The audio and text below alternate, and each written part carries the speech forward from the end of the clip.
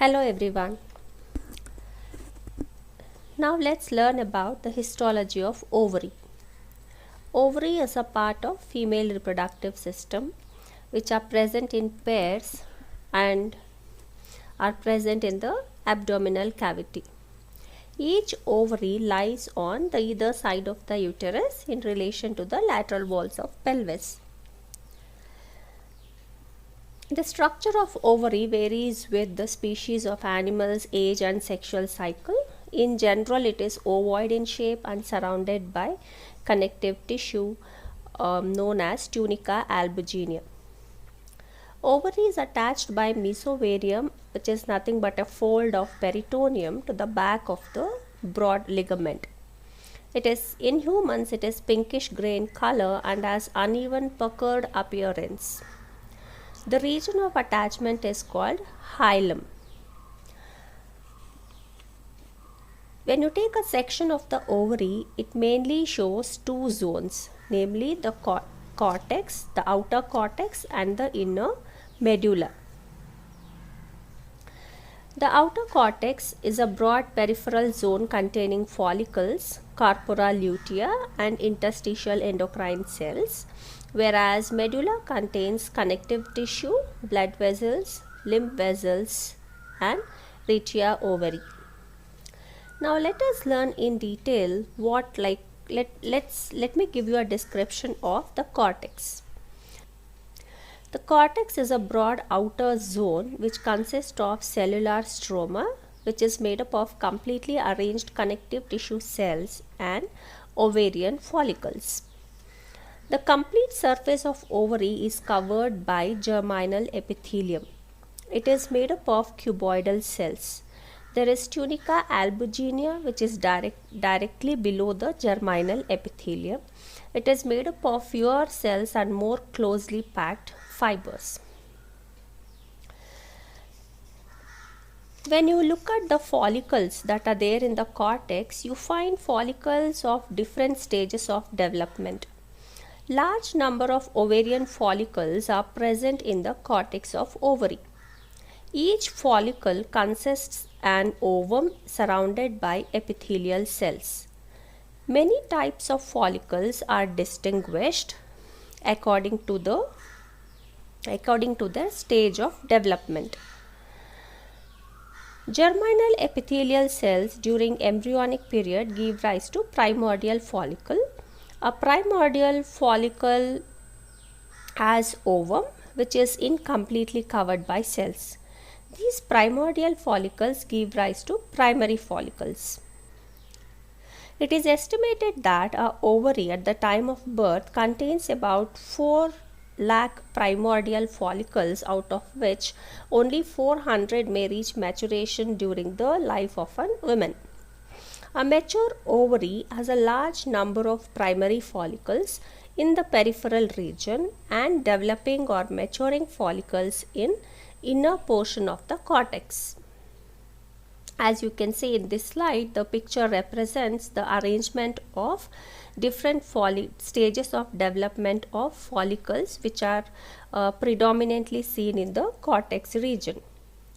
Let's have a look at how the follicles look like, the primary follicles and the structure of a matured follicle. Primary follicles are rounded bodies, each measuring about 30 to 40 microns.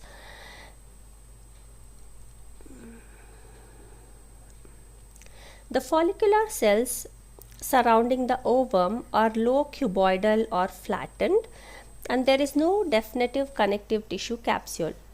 The maturation of follicle is associated with increase in follicle cells, enlargement of ovum, and formation of connective tissue capsule. When all these are formed, then it is termed as a mature follicle. The follicle cells divide actively, assume cuboidal shape, and form a stratified layer around the ovum. The irregular small spaces appear in the mass of follicle cells. These spaces fuse to form a cavity called antrum or follicular cavity. This cavity is filled with a serous liquid called liquor folliculi. So when will we call it as liquor folliculi? When the antrum is filled with the fluid. The enlarging follicle now moves to the deeper portion of the cortex. The enlarging antrum pushes the ovum towards one side. The ovum with its surrounding cells look like projection into the antrum. This is called germ ill or cumulus oophorus.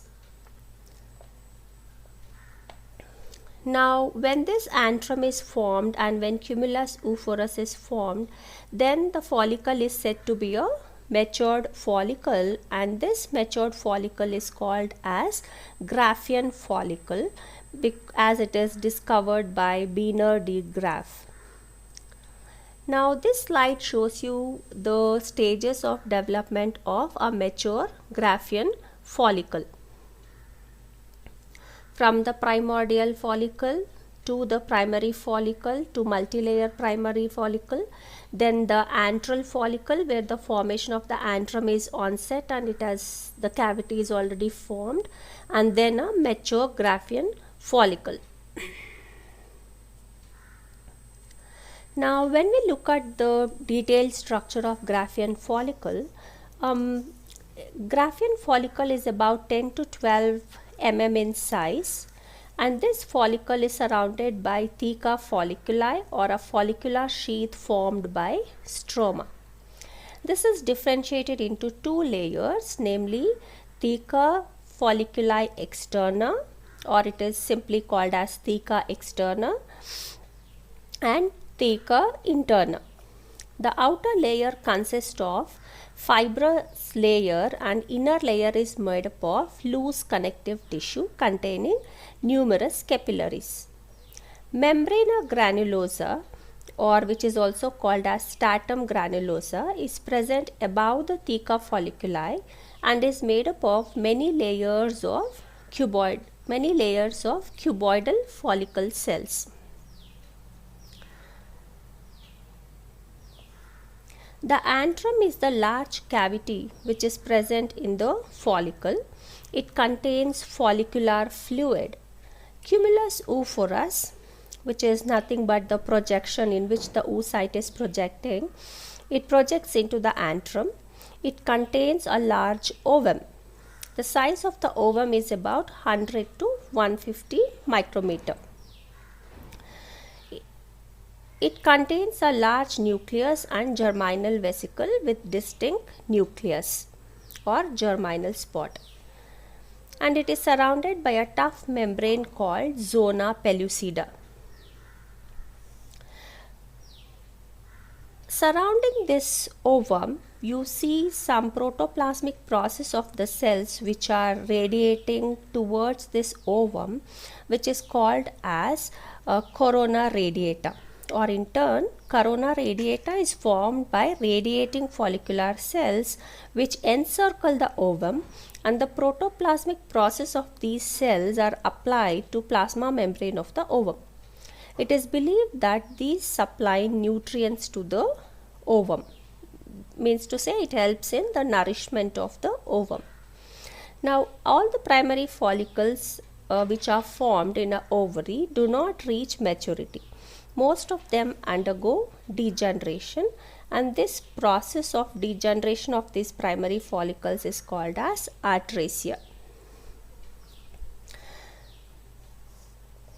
The follicles, after discharging the ovum or after the process of ovulation, it becomes filled with a glandular structure called corpus luteum. This is also called as yellow body. The granulosa cells here enlarge and form granulosa lutein cells. These cells form thick stratified layer around the remains of the central cavity. Now, why the central cavity remains empty is because it has already ejected the ova. The cells of granulosa lutein contain fine lipid droplets and yellow pigment granules, and hence it is also called as yellow body. The theca cells also enlarge to form theca lutein cells. If the ovum is fertilized and implantation takes place, corpus luteum enlarges and becomes corpus luteum gravidatus. If the ovum is not fertilized, it becomes corpus luteum menstruans. Means to say, when there is an implantation occurring, if for example the ova that is released, if it is fertilized, then it gets implanted onto the wall of the uterus. Once the implantation is successful, this corpus luteum acts as a gland, and it secretes hormone which helps in the maintenance of pregnancy.